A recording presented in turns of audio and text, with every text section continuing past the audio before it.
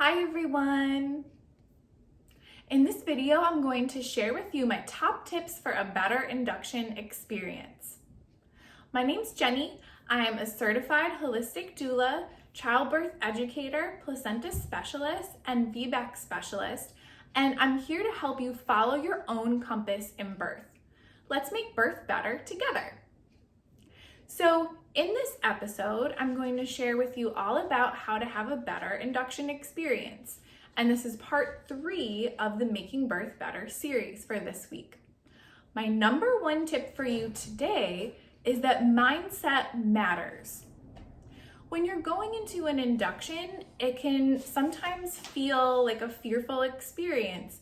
You may feel like you're losing control of your experience or your choices. And I want to tell you that your mindset going into it can make such a big difference. I want you to feel like you can ask all the questions that you need until you feel confident moving forward that this is the best choice for you and your family. I want you to go into an induction knowing that you've got a whole arsenal of tools to help you have the best experience possible. So I'm going to go ahead and tell you some more specific tips to help you have a better induction experience when you do have to choose an induction of labor. My first tip is to prepare for the long haul. So what does that mean?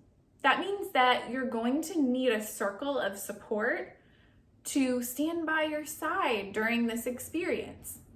Sometimes inductions can take days, and that's not an uncommon experience. So you need to have a really educated partner or a support person like a doula who knows what's happening in the process and can help you reduce your fear and anxiety and boost your strength and peaceful confidence in the experience. Second tip is about what's called the fear, tension, pain cycle. So sometimes in birth, it's very common to experience fear in your experience. And when you're afraid, your adrenaline rises and your body tenses up. And when you feel tension in your process and in birth, you feel more pain because your body is resisting against itself. And then because you're in pain, you feel afraid, and all of that kind of spirals into being a really negative cycle for birth. So it's really important in your experience that you move forward and are able to relax throughout your experience and boost your feelings of calm, comfort, and relaxation so that you can move forward and accept the process and release. And then you enjoy your experience, and that is a more positive cycle for birth. So as part of that for an induction, prepare for the long haul. So if you are probably going to go in at night, so something you can do is pack all of your comfort items. So what would you need to go be away for 2 days and have a great, fun, comfy experience? Think about it for a minute. What movies are you going to watch with your partner? How are you going to relax and spend your time? You can focus on your body, focus on your baby, focus on your time together. How are you going to boost your feelings of relaxation so that you can beat that fear, tension, pain cycle during an induction? My next tip, number 3, is you can ask for more time. In the absence of medical necessity, a really good phrase to use when you're faced with a choice that you're not sure about or you're not ready to move forward on is to simply say, "I'd like to wait an hour. Thank you so much for your concern. I'd like to wait an hour." It can be really helpful to advocate for more time because in an induction, it's a long process. And sometimes people want things to wrap up quickly, and our bodies sometimes just don't work that way. So time can be a huge, huge asset in your experience. And you should move forward each step of the way when you're ready to do so. My fourth tip is to boost your hormones.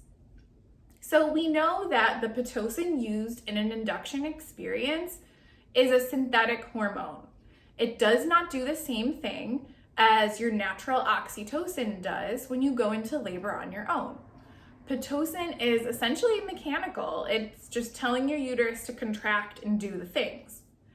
So in an induction, a way to have a better experience is to find a synergy between boosting your own natural hormones and supporting your body's own process alongside what's happening with the medical induction of labor.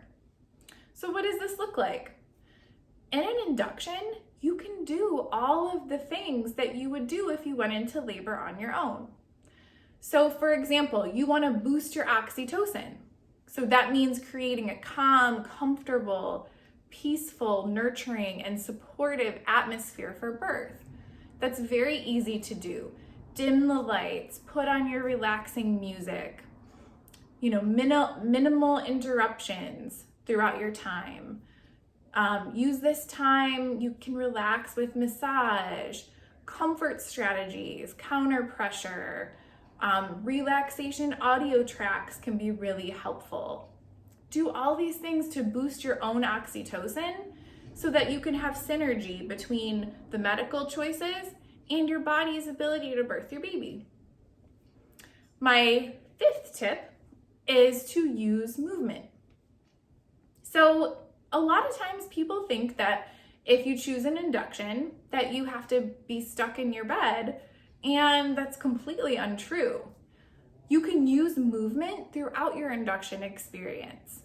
You can use lots of different positions for labor and birth. You can use your space in your room, do all of the things that you would otherwise do.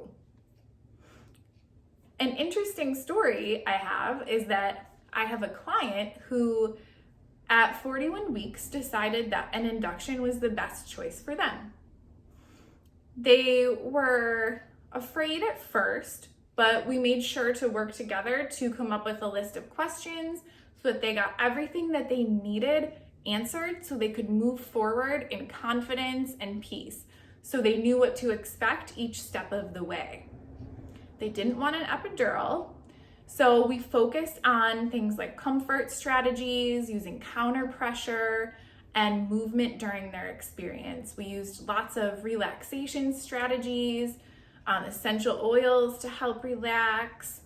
And, they went through their induction experience feeling relaxed and comfortable in synergy with the choices they needed to make, and they had a swift birth experience.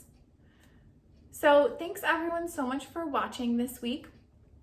Go ahead and watch the rest of the series for some tips about how to have a better induction experience. Go ahead and follow my YouTube channel, Mindful Mama Birth Services.